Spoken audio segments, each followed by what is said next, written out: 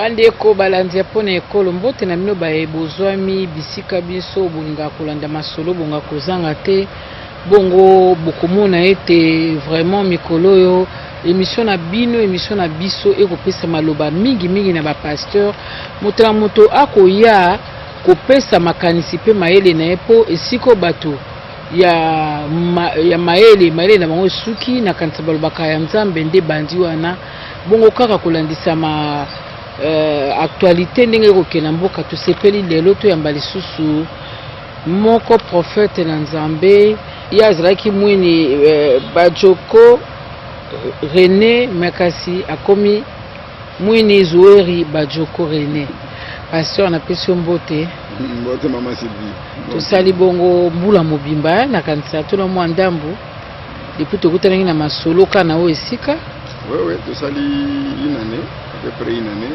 depuis que tokutana na masolo kombo échanger Zueri wana laxine non ezali ka kombo na ngati donc soki lokola yo misanaki na René mwini Bajoko alors ezaka kombo na ngai nyonso mwini Zueri Bajoko René donc c'est toujours mon nom biso kansi o matisi dan na makambo Nzambe ndenge zaka bato bazwaka bakombo yo pozwi yango te te mama ezaka kombo na ngai prophète René Bajoko tokolobe l'actualité ya mboka mais tobengi yo mingi ya solo pona ba verset penza biblique te kasi tobengi yo mingi pona o etali actualité ndenge mboka kotambola mikolo yo kote bandeko balobi boye kote bazongisi boye kasi ntoyeba quand même de la part de Dieu nini Nzambe selon yo abongisi pona mboka na biso parce que bato nyonso bakobanga bakomona lokola mikolo mizako ya mikolo ya lobi ekomi kobangisa. Merci maman Sylvie ndenge oti koloba nakanisi bato azali koloba gauche à droite centre milieu même ata bato mususu en dehors ya mboka bazali koloba pona situation ya mboka na biso effectivement et la kisami comme si toza na crise et puis toza na crise na kati na mboka parce que les gens ne savent pas bazoye batel le lendemain et là qu'on ne kozala nango. Bon, nous en tant que serviteurs de Dieu nous avons aussi l'obligation tango mboka eza na situation boye to landaka ka tozali kotoki koyoka bato gauche balobi droite balobi to centre balobi mais la dernière chose nous devons recourir à Dieu on a koyeba penser à Nzambe za nini on a situation ezali soki tomoni penser à bato za kokoma esika moko te nous devons recourir à Dieu. C'est ça au fait que nous avons fait. Nous avons essayé un peu de recourir à Dieu, rechercher la volonté de Dieu pour savoir la situation de ça nini pour tous les cas situation yo na kimia nyonso sans que mboka ezala koningana ou bien ça la nini afin que mboka continue kende liboso. C'est ça notre souci ya ko ça. Donc lelo je parlerai avec vous effectivement qu'est-ce que Nzambe alobi pour la crise et comment résoudre cette crise na mboka na biso pour le monde. Bato bateleme belé pour na loba na tina na mboka. Yo solo baba o azolo ba okuna solo ba. Tokoye banyani wa kolobela na part de l'Éternel pendant bo solo nyonso. Est-ce que ça ba makanisi na moko te selon puisque tu vis que va passer on peut ba comment ba politicien ya moto tendance na selon ndenge motema ne komemaye mais tokoyeba ndenge ni soki ba pasteur nyonso bokoloba o bokoloba boloba na part ya Nzambe. Bon Bible ou bien le Nzambe lo Bible clairement que mutu okoyeba ke aza koloba na part ya Nzambe soki alobi likambo ana esalemi soki likambo ana esalemi na kombo na Nzambe soki Nzambe mutu atindi ekosalema soki Nzambe atindi te ekosalema te. Donc bato bakoloba na bango ndenge balingi pio yo pe mama Sylvie okopekisa bato baloba te mutu na mutu azali na makambo na ya kokoloba nango. Mais nous disons en tant que serviteurs de Dieu ça na ba opinion na biso personnel. Nous avons notre propre opinion oki kopesa yango mais soki ozali na penser Nzambe soki Nzambe alobeli yo il faut que ndekoloba soki Nzambe pe alobeli yo lokote oki koloba non na ça na penser na ngai moko na moni makambo na kende koloba. Mais j'espère que ndenge na yawa na ende na liloba Nzambe c'est-à-dire penser à Nzambe pour la situation mboka na biso qu'est-ce qu'il faut faire pour que toleka la situation tout ça dans le calme, dans la paix, dans la tranquillité, to continuer mboka et continuer au Kenya. Première question, qu'est-ce qu'il faut faire puisque on tout ça la nini pour tout bima la blocage. Bon, tout ça la nini pour tout bima la blocage yo. Et ngi koloba était message ezali au Nzambe alobi ndengini qu'est-ce que nous devons faire pour que to bima na kat na blocage. Vous savez, Nzambe akoko kende na makambo de gauche à droite, c'est-à-dire Nzambe azali soit biso moko toza na problème oyo sengela ki tosala tosalite, soit Dieu nous a envoyé de faire quelque chose que nous n'avons pas fait pour se retrouver dans une situation. Donc nous devons savoir quelque chose de très important. Maman Sylvie, il y a des choses que nous sengeli toyeba soki yo mutu osali alliance na mutu binomi balende bosali alliance na Nzambe te. Et tant que bosali alliance on a beau consulter na bino Nzambe te. Alors ceux qui problème na alliance na bino wana et pesi mobulu, il faut binomi bale boyokana pour na tina na alliance na bosala. Ceux qui moto pe sali alliance na Nzambe, c'est aussi une autre situation. Alors ceux qui problème est simbité, il faut qu'on recourir ce qu'on a Nzambe pour na tina na alliance wana. Elingi kolbani na kati na alliance na kati na ba accord o ngai na lingi na sala affaire na Maman Sylvie. Na kati na ba affaire to lingi to sala toza na clause no toza na contrat moko to sali ndenge to ko sala ba affaire na biso. Wana ezali arrangement ngana yo Nzambe te. Il faut ko dissocier ba makambo. Alors maintenant soki yo ngana yo to yoka na ba affaire wana te.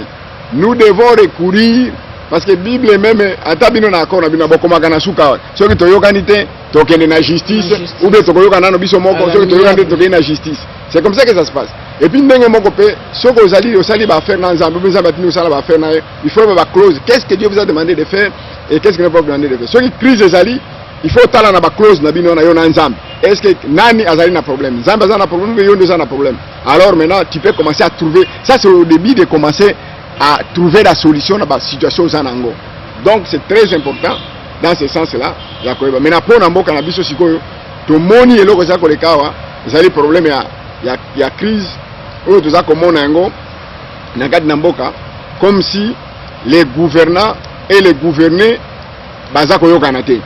Donc pona nini pona makambo oyo bayokana te nango ndenge nini bakotambwisa mboka pendant cette période. Donc en quelque sorte il faut que les gouvernants et les gouvernés batala makambo nini oyo bayokanaki na bango mibale pour continuer kotambwisa mboka ndenge sengeli bazala nango.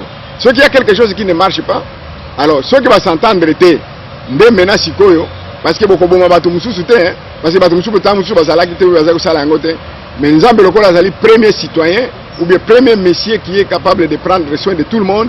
Maintenant il va intervenir, il viendra maintenant intervenir et il va maintenant donner son point de vue dans Makabobozo. C'est parce que nous sommes consultés, tout le problème est sikanini pour que tu trouves solution à la place. Mais lelo na kanseza mabonde limo bokotaki pona ko luka pena ma Nzambe di kulamboka kuluka volonté Nzambe di kulamboka. En gros ezaki inspiration pour uta Nzambe to eza mabonde bokotaka na mino chaque jour mais esala makindeni. Non eza mabonde li nous avons essayé de nous organiser dans la prière pour savoir effectivement la volonté du Seigneur parce que nous avons mona kaka gauche azali koloba droite azali koloba puis mobulu comme monsieur ezako se dessiner comme mobulu. Donc nous avons dit notre obligation nous devons chercher la face du Seigneur parce que la Bible dit invoquez-moi je vous répondrai. Et la Bible dit celui qui me cherche au fond de mon cœur, je me laisserai trouver par lui. L'Église a l'obligation de faire quoi? L'Église a l'obligation de la prière en tant que serviteur de Dieu. Azali, la première chose, il nous recommande même de prier pour les autorités. Mais quand vous priez pour les autorités, Dieu va vous dire non, quelque chose. Si on me demande de prier pour Maman Sylvie, mais Nzambe va répondre, non? Parce que la prière, c'est quoi? C'est parler avec Dieu. Si vous priez pour la nation, Dieu va, parce que vous sollicitez pour la Makambo, il faut aller bas. Donc nous avons dit, on recourt à Dieu. Tout le monde a une réflexion, un raisonnement, peut-être que vous allez animer un sentiment, il y a gauche, il y a droite, il y a centre, mais tout le monde nous a mis après la prière que Dieu a commencé maintenant à nous parler, à nous montrer exactement le problème de Nabiso, qu'est-ce que nous devons faire pour y arriver à ça. Plus de 20 ans, Olobaka, à travers Mikanda, Olobela, personnalité na mboka na biso, musu bana ba moi musu bazali ya kokufa, résultat ni aussi aujourd'hui. Est-ce que bat bazomba message na facilement ou be bazobaka na ye wana pe. Donc maman Sylvie, nani oyo tozali koloba, c'est très important. Biso problème na biso c'est de donner le message. Notre problème c'est de donner le message. Donc nous continuerons à faire notre travail. Parce que c'est le travail que Dieu nous a appelé de faire. Par exemple, imaginez-vous, nous sommes des journalistes. Des fois même tu ne touches même pas l'argent. Il y a des moments où nous pour rendre service à la nation, pour rendre service à la nation, mais d'abord tu ne touches même pas l'argent. Ou bien nous sommes aussi. Biso musala na biso koloba. Donc lemba na koloba te bayo kabayo kate 20 ans que tu vous savez qu'il y a déjà comme un prédicateur, 100 ans de prédication, comme aussi Enoch, 100 ans de prédication. Avec le bagage, délige Koya, Enoch, non, n'aligne pas que Enoch et Amboula, toujours sonner trompette. Cela veut dire quand nous voyons les choses en train de venir devant nous, nous devons sonner la trompette pour que nous apprendre ma disposition. Et nous avons une recommandation. Si vous avez une devant vous en tant que sentinelle, au sonner trompette, et pour Moïbe Azakoya. Moïbe Azakoya. Ceux qui Moïbe Azakoya, parce que vous avez trompette, Nzambe alobi était Mama Kambwana, ba responsabilité wana ekozala na mutu na yo. Mais ceux qui sonner trompette, batu bango moko, ba boy koyoka trompette na wana ata makila na bango ekwe na mutu na bango yonse kokwe la yote. Alors nous devons faire notre travail. Bayoka te. À chaque fois quand nous avons parlé des choses qui sont venues de Dieu, conséquences ça fait plus de 20 ans que les conséquences alors nous ne pouvons pas nous fatiguer de parler. Il faut continuer jusqu'à ce que dans 93 ans,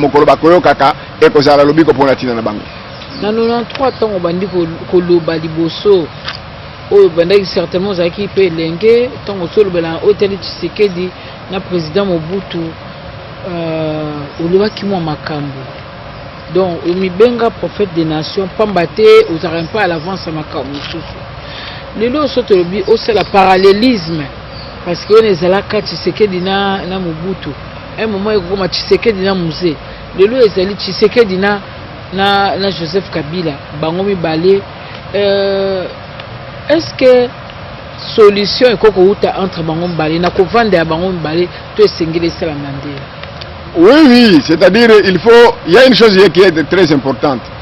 Na reprendre rango pona koyeba ete msala e bandaki lelote. Msala comme oti kolba plus de 20 ans. Depuis badatu wana nous avons été des témoins des choses que Nzambe a bisaki biso. To kangaki mono côté. Nous étions encore à ce moment-là très jeunes. Nous avons fait tout pour essayer comme on a autorité wana nyonso to mona ki ba papa na biso Etienne Tshisekedi à l'époque en 1993 le 6 août 1993 j'ai été reçu par lui dans cabinet nae avec des témoins ba tumusu ba kofi lelo bazali tels que des gens que ba ex-gouverneur Bojintole qu'on était ensemble avec dans les bureaux pour donner ce message et nabima ki wana na ebisaki na personnellement ndenge na lobaki na bi papa Nzambe atininga pona koloba nayo makambo pour que musalo za kosala o réussir nango po kende nango liboso mais soko réussir yango te okozala na pasi na mboko tamso ko atteindre l'objectif oza nango te pona nini parce que azali na volonté nae et j'ai non seulement lui na tourner na kepe pas Mobutu na kekuna na kuten pe na batu ya Mobutu l'ex papa Kitima Bini Ramazani na groupe msusu na ABC bango na lobi bino pe il faut boyeba Nzambe alobi azali susu na makambo bozali ko sala manière bo diriger mboka sepeli nango te lokola sepeli nango te Nzambe asengi na bino bozonga na sima c'est-à-dire quoi bozongela Nzambe apesa bino mboka po bo diriger peuple ba sepela bazala na isengo ya koloba ete Nzambe apesi bino peuple za ko sepela te mais maintenant Nzambe azana bino malamu te ça je les ai dit et en plus j'ai avancé tango bayoka kite balandaki makambo Nzambe asenga kite tout ce que nous avons fait dans cette période là, la conférence nationale, Babylon Konini, Nyon Sequoia, et Nzambe Aeko Salanine, Aeko écarté, Papa Tshisekedi, a écarté Mobutu. Qu'est-ce qu'il a fait? Il a pris Laurent Désiré Kabila est venu. Laurent Désiré Kabila est arrivé. Imaginez 2 mois seulement.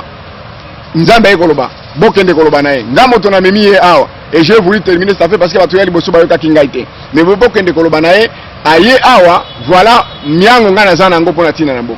Ce qui a sali, volonté Ngana Zanango Pona Mboka Oyo, en tout cas, Nandimi, Ngana Lingi peuple Oyo, et Mona Bolamu, Pona Tina Namboko. Parce que Zambé Zalaka, na chaque peuple Zaka na besoin, na peuple Wana, Pona Tina Namsala Moko. Il dit Congo Zana Motema Nae. Alors, Alingi Batoazo diriger Congo, Bayo Kananae, Ndengenin Bako diriger Congo. Ndengenin Bako Tambisa Mboko. À 2 mois, la Keko fait sa message Wana. Vous savez ce qui était, c'était difficile déjà ba avaler yango. Alors bi soki balandi yango te na ko dissoudre Afdel dans 2 ans. En 97 na mois de mai et la conférence a été tenue wapi na sana ba preuve ezali parce que nous avons écrit, nous avons été ici ba mikanda ba biloko nyos derrière mkanda moko na bimisa ki yango déjà na kaboli yango même na ba conscience kotala. Donc déjà Dieu a parlé aux leaders, c'est ça. Voilà. Hein? Le document qu'il a dit, Dieu a parlé, ça fait 20 ans que Dieu a parlé aux leaders, mais à la fin de compte, vous avez su ce qui s'est passé, Nakat Namboka Nabiso. Ok. Mais j'ai retenu quelque chose de très important. Naba suite à l'événement Nyoswana. J'ai retenu quelque chose de très important, c'est quoi? Nzambe Ayebi Bakonzi. Et puis il reconnaît l'autorité de Yabat Bazali. Et à chaque fois quand Dieu est en train de parler sur les autorités, ce que j'ai retenu, ba oyo bazali na bokonzi ndenza bazali ko s'adresser na bango plus pour que bazala capable ya ko résoudre le problème. Ba o mususu nyonso bazali ke lokola pembeni bazana autorité te, il était en train seulement ya ko kebisa bango. Mais il comprend na comprendre que Nzambe, comme la Bible dit, toute autorité vient de Dieu. Ceux qui m'ont ko se mettre na kitio ya kibokonzi, lokola président de la République. Donc, Nzambe zali ko reconnaître yende mo konzi ali boso na kati nesikana. Ce qui problème est en mboka. Dieu il focalise énergie nae pour na tina na mokonzi. Pour na mokonzi wana. Pas na bato nyonso bazali zinga wana, mais pour na mokonzi wana pour que a sala nini, a sala par tous les moyens que makambo bonga à partir nae. Donc ça c'est que j'ai retenu. Parce que j'ai retenu, il parlait avec Mobutu Tshisekedi. Mobutu est parti. Quand même Tshisekedi est resté. Il est parlé avec le temps il y a Mzee est parti. Même les gens qui étaient avec Mobutu continuent jusqu'aujourd'hui. Les gens qui étaient avec Mzee continuent jusqu'aujourd'hui. Et aujourd'hui, Nzambe a ici adressé un message pour Natina Sosa Kolekanamboka. Il faut que tu ça. J'ai remarqué que Dieu, il reconnaît l'autorité établie et il sait que s'il y a un problème dans le pays, l'autorité numéro 1 qui a la capacité de résoudre ces problèmes. Ils utilisent comme les éléments, mais la machine, la clé de délivrance, de guérison, ils ont la autorité. Et quand maintenant l'autorité ne suit pas ce que Dieu lui demande, à ce moment-là, Dieu passe dans la vitesse supérieure pour enlever cette autorité. Il cherche de mettre une autre autorité qui va venir écouter sa vision. Aujourd'hui, si tu tel bien, bâton, les politiciens, ils sont entourés de conseil spirituel. C'est quoi le conseil spirituel? Pasteur. Mais finalement, on a acte au bon, on va s'opposer. On dirait même pas. Ta genèse au commencement. Dieu créa la terre, le ciel et la terre. Donc, est-ce que le pasteur va s'appeler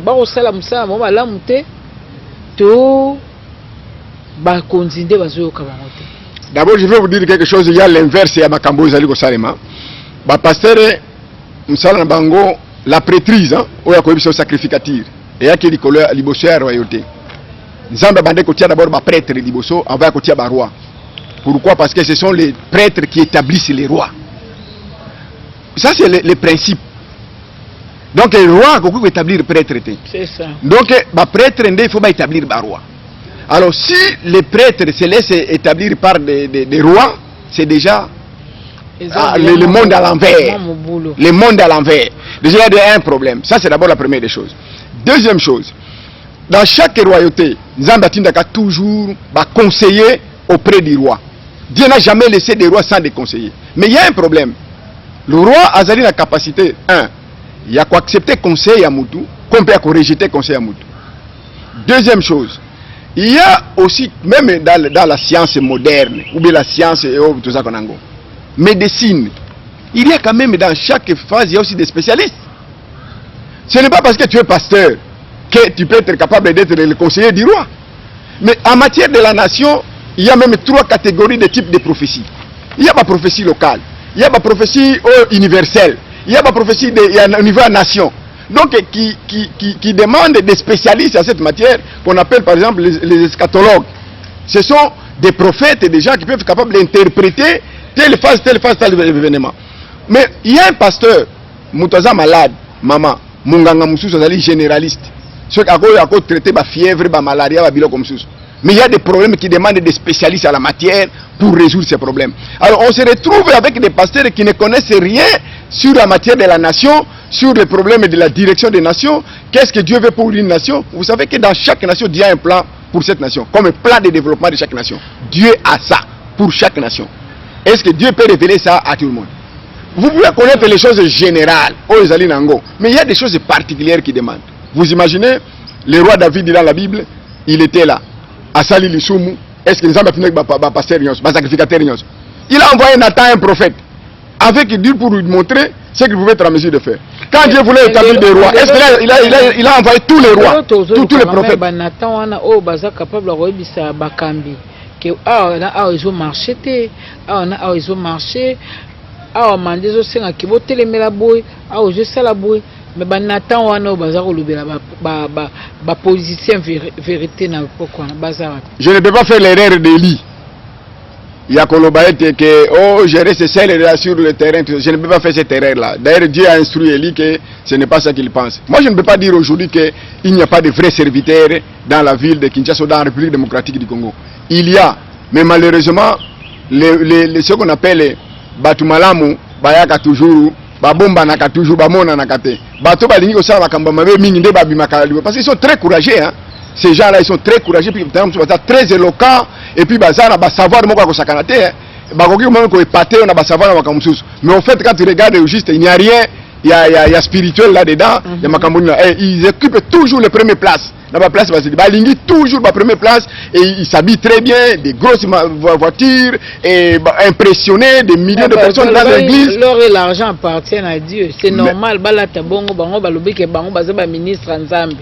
Donc il faut pas en mituka kitoko, il faut pas en bamba kitoko pour eza ba païen tezande ya bana Nzambe. Bon, toko dans la carte na doctrine on a parce que il y a des gens qui ont de belles voitures, des grosses maisons n'ont jamais rien à voir avec Dieu. Basambelaka te basalaka nini te mais bazana bandako minene bazana ba avion bazana biloko nini. En fait le royaume de Dieu ce n'est pas les avions, ce n'est pas tout ça. Le royaume de Dieu, la Bible dit, le royaume de Dieu c'est la justice, c'est la droiture et l'équité. Donc c'est ça le royaume de Dieu. Donc nous ne pouvons pas entrer dans ces débats là. Nous revenons pour montrer que ce que nous sommes en train de dire pour le moment bakonzi et puis bakonzi msusu bazali comme makambo ya mboka lokola tribalisme mokonzi. Et comme un sacrificateur comme on la tribalité.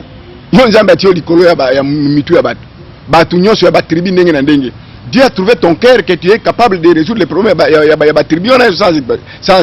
Alors, pasteur M. Batié, et comme il est comme premier ministre ou comme ministre, allez, un jour, il y a tribune, il y a pas pasteur. Pasteur Yaka, pasteur Ango, il y a comme côté, Makambo, Babengeli, Moutouana. Alors ça ne peut pas marcher. Donc biloko na toti kango ezali makambo moko atinate et puis soki mutu mususu alobi le contraire, vous pouvez être en mesure de croire que oh non alobi ndengana parce que azali na tribu songolo. Non, sacrificateur azaka na tribité. Prêtre azaka na tribité. Tribu na ezali mboka mobimba ekolo mobimba. Lui il est là, il peut parler avec l'opposition, il peut parler avec le pouvoir, il peut parler avec le peuple dans son ensemble, la société civile pour leur montrer le chemin à suivre. Vous ne pouvez pas être là. Et le prêtre, c'est-à-dire, c'est pour aider quelqu'un à accomplir pleinement sa mission. Azala na tribune, azala mabe, azala malam, il faut lui montrer. Et là qu'on y a mabe, et là qu'on y a malam, pour qu'il accomplir une mission convenablement selon la parole de Dieu. Ok, pasteur, toujours l'endroit, mais ngana kati ya message oyo. Eza na biloko oyo olobi makasi d'abord sur le chef de l'État. Na Mbuta Etienne Tshisekedi na seni na ba structure mosusu. Évidemment ndenge to mo ba pasteur na pasteur azana eloko ne alingaka ba musu balingaka bale ba mususu balingaka musique eza ya mokili ezala ya nzambe ba musu balingaka sport yo na monaka ora pasteur politicien donc ndiro zo likabo wana lobelaka kaka ba pasteur olobelaka politique olobelaka pe ba politicien siko to banda na lingina yeba na ba condition ni message oyo le 20 juillet 2016 et bimaki. Non, toujours dans le cadre de Msala Nangai, Dieu m'a appelé pour ça, Dieu m'a appelé pour les nations, il m'a appelé pour préparer les nations à quoi? Au retour du Seigneur. Donc le Seigneur revient, qu'on sache ou pas, mais il veut qu'on prépare les nations pour nous à rencontrer les nation, la carte de la nation. Il y a le peuple là-dedans, il y a l'église là-dedans, il y a tout le monde là-dedans. Mais Dieu veut venir, quand Jésus reviendra, au fait, il y a seulement 3 choses qui vont se passer. Il revient, il y aura l'enlèvement de l'église, il y aura le jugement, après le jugement, il établit son royaume sur la terre. Mais maintenant, il est en train de venir pour établir le royaume. Il veut établir son royaume avec qui? Avec ce peuple-là que vous voyez, avec les nations-là que vous voyez. Et maintenant, il m'a envoyé de préparer le peuple en fonction de ça. Et maintenant, il essaie de me montrer ce genre d'événements, comment faire pour préparer ce peuple-là dans la nation, dans ce qui est en train de se passer. Alors maintenant, dans ce cadre ici, pourquoi Eyaki parce qu'il y a un problème dans la nation. Comme il y a un problème dans la nation, et il nous a continué à nous parler. C'est comme ça qu'il nous dit, vous avez la crise dans votre pays. Imaginez, vous ne pouvez pas être prophète en commençant d'abord à prophétiser sur Brazzaville, ou de prophétiser d'abord sur les États-Unis d'Amérique.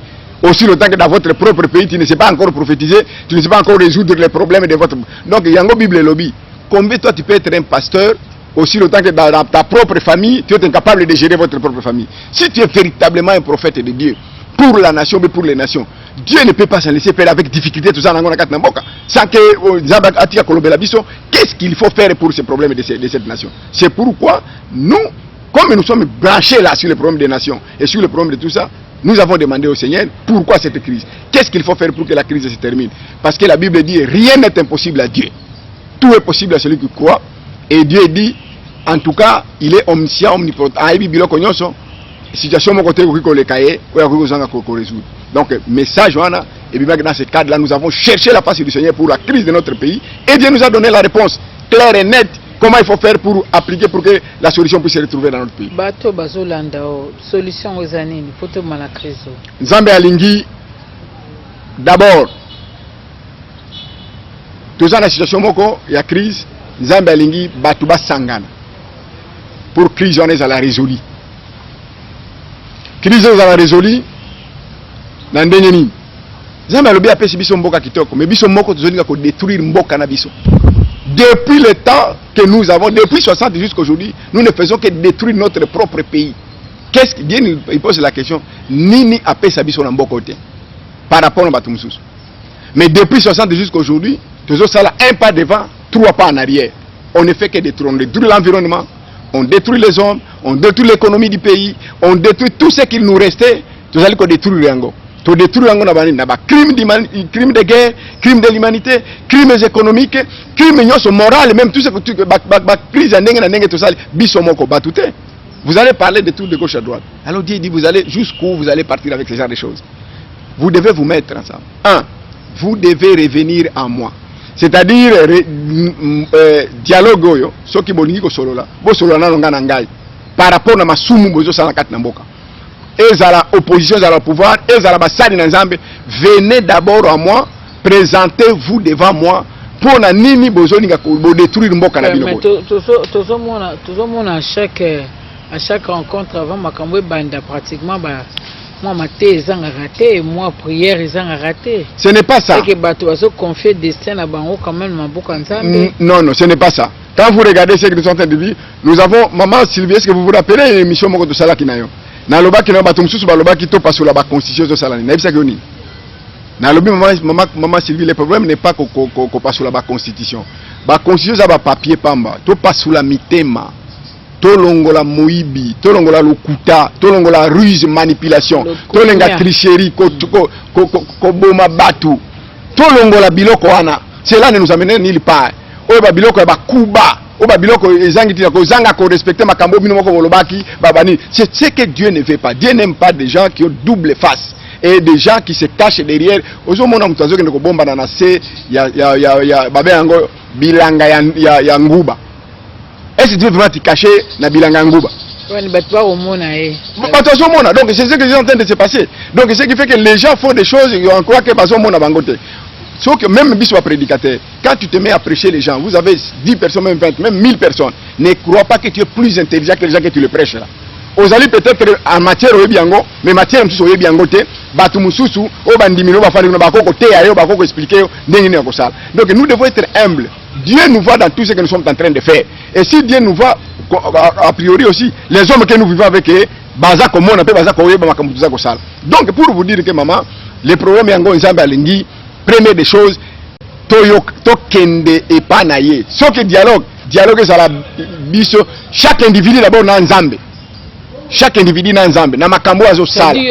Avant de kende le dialogue politique, tout bandana na prière. Non, dialogue kaka wana. Quand il y a dialogue wana, le problème est dialogue. Nzambe alobi te bokende ko sala makambo a souscrire ordre du jour ya dialogue. Alobi ordre du jour ya dialogue d'abord Nzambe na mutu na Nzambe. En fonction de makambo ozo sala. Yo zali journaliste oza makambo ozo sala oza pe na biloko yo mpe oza na yo tala yo na yo ndenge na Nzambe ozali est-ce que yo na Nzambe oza ndenge nini makambo ni osala ba responsabilité oza na ngo en tant que père de famille en tant que pasteur en église en tant que ba politicien na kati na bango osali nini oyo sepedisi Nzambe to ebisi Nzambe. Ça c'est la première chose. Deuxième chose, entre yo na voisin na yo osali nini, qu'est-ce que tu as fait avec ton voisin, avec ton proche. Et vous allez ça dans mais au niveau de la société maintenant, qu'est-ce que tu as engendré comme problème dans le niveau de la société? Et maintenant, à ce moment, quelque chose de Dieu nous appelle à la repentance. Nambe a juger biso na makambo ya mabe tout ça na kati na mboka. Donc makambo moko ezali ngona tina te, nous détruisons notre propre pays, nous commettons des crimes oyo, nzambe azali vraiment za komona nango pasi na kati na biso. Donc nous devons aller à la repentance. To reconnaître ba masumu to zali ko sala devant nzambe. To zali ko sala entre biso na biso. Et tout ça vis-à-vis de la société. Et surtout nous les dirigeants, des pasteurs, des parents, des familles, des autorités en Mboka. Chacun doit être à mesure de comprendre est-ce que la manière que nous allons diriger responsabilité dans Zanango, nous allons diriger conformément. Et puis il ne faut pas oublier, je vous dis toujours maman Sylvie, 10 personnes, nous allons Congolais, 70 personnes, 70 millions. Mais je prends la forme de 10. Mais il y a 8 qui se réclament d'être chrétiens. 8 personnes qui se réclament de tendances chrétiennes. C'est quand même effrayant. Au moment où le pays est en train de se déchirer, de se détruire comme ça, et toujours les chrétiens. Les Congolais ressemblent à ma bé pour l'église, partout. Ah, tous les missionnaires, l'église est partout. L'église est partout, ce n'est pas ça. Le problème de l'église est Le problème de l'église est que Nzambe miracle, ça 2% miracle, 98% de principe. C'est ce que Dieu fait. Dieu ne veut pas que nous sommes là, ok ko sambela obimi dimanche ale na tongo zu munduki ok ko boma batu et après ok ko buka kesi à l'état et après ok ko changer ba forme de makambo. Dieu n'aime pas ça. Et puis de mettre Dieu à l'église. L'église ce n'est pas ça. L'église c'est le respect de la parole de Dieu. To zonga na makambo nzambe oti koloba. Tokei nzambe robine soki bo sali ndengo wana bo sengi bolimbi c'est pas nangai. Et maintenant que deuxième chose boko sala ni na kati yoko sala. Il faut boyoka na sikolo. Alobi boy pour natina na makambo ya élection. Il parle des élections en tout cas. Oui, il faut que osungande seni ngai ko sungate ba élection. Dieu connaît les élections. Quand vous avez établi vos calendriers, vos contrats, vous avez mis les élections dedans. Bibliquement que Dieu il fait les élections. Dieu n'aime pas les élections. Dieu aime les élections. Dieu, Dieu est un démocrate. La démocratie, ce n'est pas une histoire des Occidentaux. C'est une histoire que Dieu a établie. Quand Dieu dit, j'ai choisi Jacob, j'ai haï Esaü, cela veut dire quoi? Il n'a pas fait l'élection. Il n'a pas fait l'élection. Alors il dit, autrement, dans Deutéronome 17, 14, il dit, si vous voulez établir un roi dans votre pays, vous choisirez le roi qu'établira l'Éternel. que choisira l'Éternel. Vous choisirez. Atini bana bana choisir. Mais vous choisir oye aponi. Donc yemo ko sakana azali na élection. Yemo ko akota kana système. Alors quand vous avez établi vos histoires d'élection là, Dieu a talibino et Dieu est d'accord avec cette histoire là des élections. Maintenant, il dit ceci. Batu ba organiser des élections, batu bazana pouvoir organiser des élections ezaka kama konzi ya mboka. Yende nzamba pesa ki ba responsabilité ya. Tout le monde makambo clairement. Dieu n'a pas donné ba mususu nyoso wana bazali ka ba garde-fou. Mais Dieu n'a pas donné, n'a pas remis le pays. Pendant 15 ans aujourd'hui, Dieu a remis le pays dans ma boko ya président Kabila, ya Joseph Kabila. Yo lobi ne ona zo o mo. Eza na groupe bandeko, za Congolo Zolanda. Ya na groupe bandeko oyo balingi te que chef de l'État a convoqué même dialogue wana. Mais yo lobi ke Nzambe anda pesi. Mais écoutez, c'est le rôle d'un chef. Quand il y a un problème dans une famille, OK, na kat na famille batazo yo kanate. Les gens ne s'entendent pas. Dans votre propre famille, vous allez s'entendre. Maman, oui, de papa et ndako. Qu'est-ce que tu dois faire? C'est ça Dieu. Écoutez, votre manière de voir les choses, c'est pas Dieu ne voit pas les choses de cette manière. Nous, notre problème, papa voisin. Non, Dieu ne fait pas les choses de cette manière. Ok, Dieu ne fait pas les choses de cette manière. Voisin, aider papa. Mais papa faut la conscience que c'est lui le responsable et il doit tout faire de n'importe quelle manière que Batumsu soit la balingi que réunir la famille là, mais lui il doit tout se dépouiller na ba capacité na nyonso, na intelligence, na sagesse, na humilité na nyonso pour que dialogue la famille parce que lui il doit faire tout pour que la famille reste unie, pour que la famille ne puisse pas se disloquer. C'est ça son rôle. Même Batumsu soit la bakoki koya libanda, ba eka ko aider, mais yende il faut à se mettre en place pour que dire que non, c'est ma maison, c'est ma famille, je ne peux pas accepter que ma femme, mes enfants puissent se détruire. Moi je dois tout faire pour garder ma famille. Donc en fait c'est ce que moi je dis. Je vais vous donner un exemple typique. Regardez, Pharaon azaki mutumoko afandi na Égypte na bana Israël a souffrir bango kolekate. Mais tant que Nzambe atindi Moïse bakende ko bimisa bana Égypte, bana Israël na Égypte. Mais Dieu il n'a pas envoyé Moïse où? Il a envoyé Moïse où? Et pas Pharaon. Est-ce que vous imaginez? Quoique Pharaon était Satan, image à Satan, c'est lui qui souffrait les gens. Pourquoi? Parce que Dieu ne peut pas se contredire. Il dit toute autorité vient de Dieu. C'est pourquoi on vous dit ceci. Autorité, ce n'est pas un individu, ce n'est pas un homme. L'autorité, c'est la chaise que Dieu a mis. Mais nous devons savoir que fanda la chaise, c'est pourquoi Dieu a toujours dit aux gens, vous ne pouvez pas mettre quelqu'un que lui ne vous a pas envoyé ou il ne vous a fait. Dès que ce type-là, il peut être sorcier, il peut être marabout, il peut être aeko fanda na kitiwana alati kibokonziwana. Mais bandengani ni ke oyo wana yeko kambambuka yo wana penanza mbaponi. Zamba lui boluka kaye yo votaka noko na yo. Parce que noko na yo alata cravate et puis il peut kozwa quelque chose, so comme ministre ako nommé yo, est-ce que volukaka nzambe? Ah to votaka ba ya biso bon. Il faut que lukana no nzambe te, so ka tande ko na yo azali, na mususu azali nzambe ko no te, tuna nzambe nani oyo ngana kopona parmi bango. Nzambe ko la kisote, nzambe ko bomba te. Nzambe ne regarde pas la tête, la beauté, regarde le cœur. Et Dieu connaît que à un certain moment donné, yoza comme on a bilongi, na biloko ni mo habité dans 5 à 6 ans. Tant que mutuana comment voir qu'est-ce qui va-t-il se passer? Tu ne connais pas, mais Dieu connaît. C'est pourquoi nous revenons pour vous dire que Dieu a parlé de ces problèmes-là. Tous sont capables de. Le président convoquer la conférence, ce n'est pas quelque chose. Le problème, c'est le contenu de ce que les gens sont en train d'aller chercher là-bas. Il faut que les gens comprennent.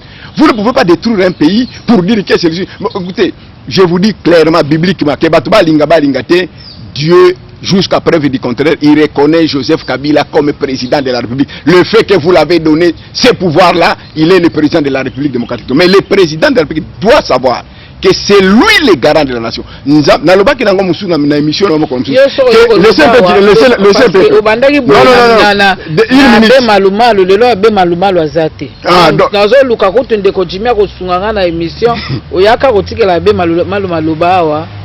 na émission kako kaka to vende peka esiko lelo abe malumalu to motange au passé bon habité ces programmes. Vous savez, je suis passé à la télévision et j'ai parlé à l'église catholique pour dire que malumalu aussi longtemps qu'Azali Wana il y aura un problème dans ces pays que nous sommes en train de partir. C'est une référence en Afrique hein, en matière d'organiser des élections. Écoutez, vous savez que est-ce que Oyebi Mohamed Ali on comprend, on est bien. Alors, si vous avez une émission, vous avez une émission, vous avez une émission,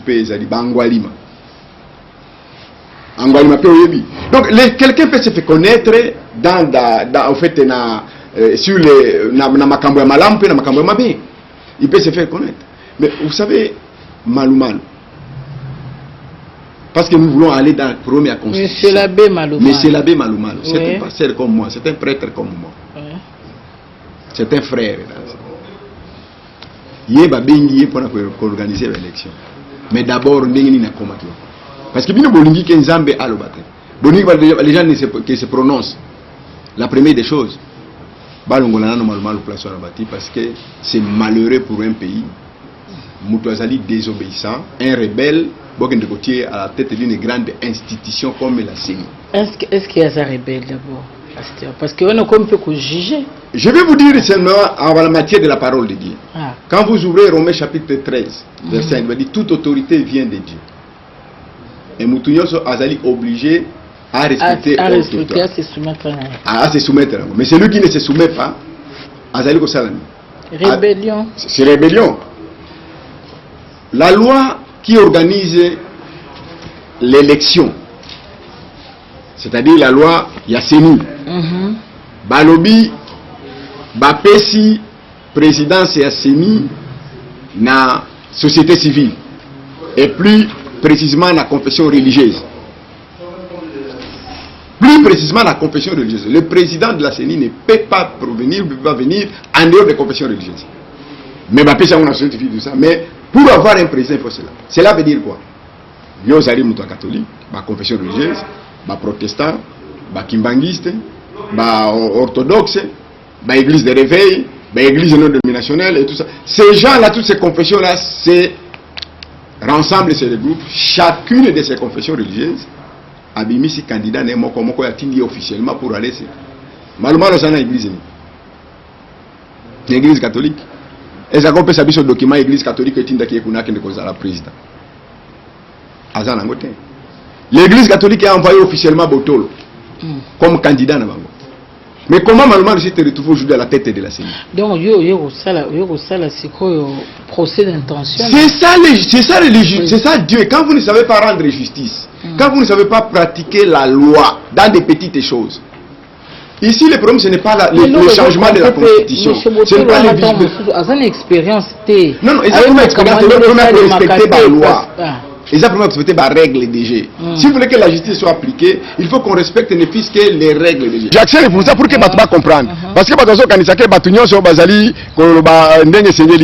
donc, quand nous avons parlé de l'abbé Malumalu, les gens n'ont pas accepté. Les gens ont cru, quand j'ai dit que Malumalu a commis un péché, il n'a pas respecté l'autorité. Je vais essayer de vous dire ça. Il n'a pas respecté l'autorité établie. Namakamba président, c'est Yasseni. Donc l'église catholique, c'est une autorité directe. Et n'a pas envoyé à la candidat. Bah refuser qui va prêtre bakende. Batina qui balaïk, batina qui botolo. Mais Malumalu tango a frôlé Kawana. Il y a une autorité, elle n'a pas respecté l'église catholique. J'ai dit frère Malumalu, tu as essayé de faire quoi? Au détruire l'autorité en Zambie, parce que toute autorité vient de dire autorité dans l'église catholique, c'est l'autorité directe. Alors, le col a respecté qui autorité a respecté en Zambie. Le col a respecté en Zambie, a soutenir et à Fungul déjà va brèche, n'importe qui peut l'attaquer pour vous la ville. Et puis j'ai dit, s'il ne se répand pas, à quand même jamais vu son élection, parce que Biso Moko, Ngaï Moko Pena Kondimatin, rebelle, puisse m'amener à Ngaï citoyen, non? Je dois le voter.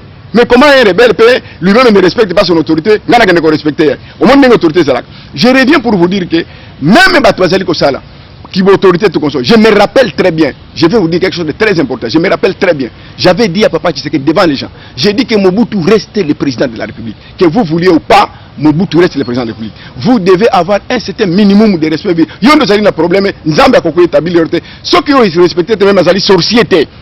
Nzambe, pas au beaucoup. Et ça quand on n'est pas dans Nzambe. Nzambe, même à Taza sorcier, vous devez les respecter. Ici, il faut que tu te abattu, autorité. Bino, donc aujourd'hui, le président Kabila, il est autorité. Il doit tout faire pour que ce que Dieu dit là. Qu'est-ce que Dieu dit? Il dit tout ce qu'il doit faire, qu'il organise les élections d'ici 2016. Si là, il faut qu'il fasse tout pour que les élections se passent d'ici 2016. À organiser, CENI, Batunios, Batia 2016. Mais au cas où, ils ne sont pas capables d'organiser ces élections-là, d'ici 2016, c'est-à-dire décembre 2016, il n'est pas capable de faire ça, mais Dieu l'accorde la possibilité d'organiser au moins l'élection présidentielle ne puisse pas dépasser juin 2017. Donc s'il faut qu'il organise, il peut même commencer à organiser ça en décembre. Il peut organiser ça même pendant ces périodes que nous sommes en train de dire, même dans le mois de janvier, février, mars. L'élection c'est beaucoup ça là Nabino. Mais Dieu dit l'élection présidentielle ne puisse pas dépasser juin 2017. S'il le dépasse 2017, Dieu ne sera plus d'accord avec lui et il ne le soutiendra plus en tant que président de la République. Mais d'ici nous sommes en train de vous parler. Si il organise d'ici décembre, gloire soit rendue à Dieu. Avec son équipe, le gouvernement, toutes les institutions, la CENI, la communauté internationale dans l'appui, Dieu sera avec lui. Et s'il continue, s'il parvient, il dit que je n'ai pas la possibilité. La CENI et tout consort. Mais je peux au moins organiser lobby. Dieu connaît. Dieu ne peut pas vous demander de faire quelque chose si vous n'avez pas la possibilité de le faire. Dieu, il sait de la capacité que le président, notre président a. Vous savez, à Jazanango, vous savez, Moussala Sali, jusqu'à ce jour ici, que personne ne pouvait faire avec cet âge. Dieu connaît sa capacité de faire cela. Mais si Dieu lui donne cela, pourquoi? Parce qu'il ne veut pas, il ne veut pas que le pays tombe dans une situation dramatique. Au moment où il est là, il a déjà amené la paix dans ce pays, que lui-même qu'il a amené la paix, il puisse encore ramener les désordres dans le pays. Vous voyez qu'il y a un travail qu'il a fait, il a effacé Moussala Nyoso, Nzambatinda Gekosala. Donc Dieu lui garde, lui a besoin de lui pour qu'il amène le pays, qu'il fait continuer le pays. Il veut que le nouveau président de la République, qu'il organise les élections, lui, il organise les élections du nouveau président de la République, mais qu'il ne dépasse pas le délai de juin 2017. Il faut plus tard que le nouveau président de la République là soit installé au mois de juin 2017. Et s'il dépasse cela, il ne sera plus avec lui. Dieu dit que lui-même, il va être en mesure de lui bloquer la route. Il ne lui permettra pas d'aller au-delà de cette date-là en tant que président de la République, en tant que chef de l'État. Wana eza makambo euti na motema na yo to vandi boye voix audible pour tokoyoka awa po za yete mto organiser ba élection nzambe tango pe sa vision pe si pe provision zoka ba obeta lisolo ambongo ezate siko eloko wana rosala mandeni. Non, nzambe soki alobi dans moyens ezali. Les moyens humains sont là, les moyens matériels sont là, les moyens financiers sont là. Nzambe ko tindo gene ko sala musala te, ça qui biloko ezate. Vous savez, il a demandé à qui? À Moïse de construire le tabernacle. Bazana désert, batunga tabernacle. Mais après, il dit à Moïse de demander au peuple l'argent. Mais Moïse a comment qui? Biloko et Bimaki. Ceux qui seulement le président s'accorde avec ça, vous allez voir comment des moyens vont se fonctionner, vont se dire, vont se faire. Et pendant ce temps, voilà, de 2000, Dieu lui dit, pendant ce moment-là, le président de la République va rester en fonction. Il va rester en fonction pendant ce moment-là, l'institution n'a nyonso. Parce qu'il ne veut pas de désordre, ne veut pas de confusion. Mais qu'il organise les élections, ne dépassant pas ces délais-là. Il va continuer à expédier les affaires courantes et à pays pendant ce moment-là. Vous comprenez? Mais il y a des choses qu'on ne peut pas parler à la télévision ici, qu'on ne peut pas dire quoi, avec tous les détails, avec les choses. Il y a la possibilité de faire ça. Si Dieu le dit ça, moi je crois. Je ne vous parle pas. Tu m'avais dit comme ça, et beaucoup d'autres journalistes m'ont dérangé, m'ont critiqué. Je ne dis pas que son âme repose à paix. Je ne suis pas contre mon frère et contre tout ça. Dieu qui l'accueille, tout ça, c'est en train. Vous m'avez parlé ici. Je vous réponds quelque chose. J'ai dit, je répète, papa Etienne Tshisekedi m'avait ici le 6 août. Ceux qui basali na répertoire, regardez, non? Ils ont reçu un monsieur, avec monsieur Bodjitole, avec les autres qui étaient là, quand on avait reçu. Le 6 août 1993, il m'avait reçu dans son bureau de limité. Je lui ai dit ça. Je lui ai dit, si vous ne faites pas ça, ça sera difficile pour atteindre votre objectif. Vous n'atteindrez pas. Mobutu est déjà parti. Ne vous occupez pas de Mobutu, mais occupez de ce que Dieu a demandé que vous puissiez faire. Et Mobutu, nous avons aussi demandé. Mais écoutez, vous savez, il faut faire attention. Hein. Il ne faut pas. Dieu ne regarde pas les têtes, ne regarde pas ce que vous êtes en train de faire là. Dieu regarde le cœur. Et Dieu a la volonté pour ce pays. Il veut que les gens puissent comprendre ce que lui fait dans ce pays, avant que vous soyez capable de le faire. Donc, quand on a une autorité, et vous êtes là, vous devez savoir qu'est-ce que l'autre est en train de faire, qu'est-ce que l'autre ne fait pas. Et si vous voulez aspirer à ces choses-là, vous devez savoir, Mboka Nabiso, ce n'est pas un pays n'importe quoi, n'importe quel pays. Et les pays moko ezana motema na Nzambe. Nzambe ezali ko continuer ko garder mboka oyo na ndenge sengeli. Na yebisa ki epeke ndenge moko. Na lobi makambo yoso bazali ko raisonner aujourd'hui. Tozonga nano na sima. Repentance et salema. Mobutu asali mabe na kati na mboka. Non seulement Mobutu asali kaka ye moko. Mobutu asali na batu basali na we makambo na. Malgré que tozali ko aider ete. Mais tozonga nano tokende ko yoka na ndenge ya ko bongo ya ko tubela mabe nyoso tosali na kati na mboka. Depuis 60 jusqu'aujourd'hui, notre pays ne fait qu'engendrer. Toute la classe politique aujourd'hui, je vais vous dire, noir sur blanc. Quand un prophète, hein, David, hein, Nzamba pekisa ki David a tongela temple. Oui, bonani. Oui, bonani. On peut avoir que David c'est l'homme selon mon cœur. Et puis c'est lui qui a choisi David comme roi. Mais tant que comme tongela temple, alobi, yo kosala ngote. Bonani. Alobi maboko na tondi na makila. On comprend? Vous croyez que Dieu, depuis 60 jusqu'à aujourd'hui, le sang ne fait que couler dans ce pays. Rien qu'un abcès seulement spirituel, le sang. Vous avez à chaque goutte de sang, il crie tous les jours devant les oreilles de Dieu.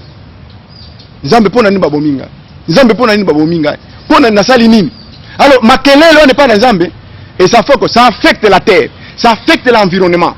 Donc il ne peut plus donner comme il serait capable de le dire. Mais vous savez, depuis 60 jusqu'à aujourd'hui, et là on a encore confirmé le 1 plus 4 Nabiso. Des autres continuent dans les lots. Depuis 60 jusqu'à aujourd'hui. Et tous les dirigeants aujourd'hui sont passés par le sang. D'une manière ou d'une autre. Et les Congolais sont passés par le sang. Parce qu'il y a des gens qui étaient recrutés dans l'armée. Jeunes gens, bananes, de toutes les provinces, de toutes les tribus, aspect moko kakawana. Si Nzamba pekisa ki David atongela etam, Nzamba ko pekisa bino membo tongo économie en mboka. Bon, est-ce que vous en avez pour régler un problème? Mais les pasteurs, voilà le rôle des pasteurs, voilà le rôle des prophètes, pour dire spirituellement. Mon continent que tu as dit que situation à boy, situation à boy. Ce qui toko sala eloko aboye, toko kende diboso pour te régler un problème. Donc pasteur Sotolandio, mais esengeli opesa pe solution pour wana s'adresser kwa individu. Mais bana na Nzambe bango moko attitude na bango lelo vis-à-vis ya crise otoza on lamboke ko za landeni. Bana na Nzambe faut basunga mboka, faut basunga bakonzi. Dieu n'a pas donné le feu vert à l'opposition. Il n'a pas donné aussi le feu vert au pouvoir. Au moins que Nzambe atikali na milieu. Donc ce qui fait que asengi na batu bakende nano tokende koyoka na nano tokende konano epana ye atindi batu teke batu babomana batu bakufa batu basala ndenge te bana na Nzambe faut bazala na kati na prière pona koloba na batu tokende kosolola tokende na dialogue. Il y a repentance, il y a jeune. Oui, non, la jeune, c'est-à-dire ce n'est pas nécessairement les jeunes. La repentance, ils ont une phase. La repentance, il faut qu'on reconnaisse les faits. Il faut qu'on confesse les faits.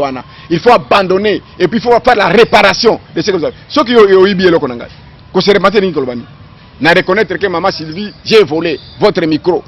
Deuxième chose, na confesser en go. Na toubeli na pas na pinzambe limbi sangay. Troisième chose, il faut abandonner bina koyiba kalisu sute. Et quatrième chose, il faut na zongi selio. Est-ce que vous avez un problème d'engagement? Donc maintenant si on est dans une situation bambongo ekoti na bandako bato motonyo so na immeuble hotel eza par-ci par-là le roi mayebo. Bo yango nde wana tokoki kosala, tokoki koloba. Nseke tozala soka na kati kaka ya ko. Voilà, au moment siko soki biso sikoyo to sali par exemple les réunions wana. To reconnaître ma bien devant Zambie. La première des choses, c'est d'abord la reconnaissance que nous avons très mal fait, très mal dirigé le pays. Donc, on a d'abord, batuba lobanano, batuba lobata to bundi, ezama kama ko bundate, ezama kama salate, makamba koloba mutu na mutu, aloba mabeo ye asali na kati na mboka. Makamba mabe za ebele. Ata bo sali ndenge nini? Ça ne sert à rien de papier. Ba papier ezana ngona tina te, makambo ezande na mitema ya batuba yambola. Batuba ndima kobo kotika makambo ya mabe pe kotini kobo ya mboka kende liboso batuba boya biloko na koiba kosala ndenge nini aux citoyens congolais toko pe se permettre parce que ça ba passer mususu ko yambele oui ngala soutenir ngai mutu boye ngala sala ngala mutu boye to mona ngo pesa ke ba bombo mon pe que prophète abino ngala pasteur bozo soutenir candidat boye yo le tendance nous arani. Non non, les gens makambo tendance té. Les gens makambo ko ba soki tali mukando ngo komeli yango tozo luka. To situyo soki na yebela na umela tozo bunda na kati wana. Ko tia yo quelque part. Soko tali bien nazanga na katikati. Parce que ba mususu. Tozani yebela po umela. Non non ngana zana katikati ni koloba. Na yebisi bato ya yebela soki yebela bo bongo la mitema tozonga na kati toyokana. Na yebi ba mususu bo bongo la mitema. Banani kote ozali wana ya umela wana. Umela bo bongo la mitema boya to na katikati hawa pour que makambo ebonga. Alors yebela na umela to yebisi onso koloba yebela pe aibaka. Soki yebela aibaka te. Écoutez, il y a 10 commandements. Soki osali kindumba te oyibi zaka lisumu. C'est le même que le législateur qui a fait ce péché-là. Donc quand vous commencez à regarder lisumu en tumususu, faut à la paix na yo. Olobi onanga ezali nini? Onanga ezali nini? Donc na mboka oyo tozalango. So moni réquisitoire nzambe. Bato bazaki bato tolo banano na nemo mama. Ozomona makambo nzambe. Bato bazalaki lobby na opposition nde bango bazala na pouvoir lelo. Bato bazaki ba Mobutu azaki mabe. Bazwi ba manuel to bongana Mobutu. Bango nde baisi ko na pouvoir. Et siko ba na pouvoir lelo, bo lubiso ba komi mabe. Koleka lisusu même Mobutu, bokomi banusa komi kola même Mobutu azonga. Et nous n'avons aucune confiance dans l'opposition, dans le pouvoir de l'élo. Nous avons un constat amer, qui soit l'opposition, qui soit le pouvoir, ce sont les oiseaux de même plumage. Notre problème est à nous. On va créer Batumoussoussou. Non, on va créer notre classe dirigeante. Nde musala na biso yango. Nde musala na biso yango wana. Mitema na bango babongo. Nzambe ako récupérer bango. Dieu récupère. Il y a même des gens qui sont repentis. Nzambe a récupéré bango. Mais roi mo pe na Bible voilà. Là qui boye. Ézéchias balobi ko kufa lobi. Alobi mais en tout cas prépare-toi. Atika ko lele pa na Nzambe. Tango lele pa na Nzambe. Nzambe atindeli so alobi kende ko na moni David yemoko. Azui mosi abatu. Abomis pe mobile na ye. Azui tu racontes. Mais vous comprendre. Tango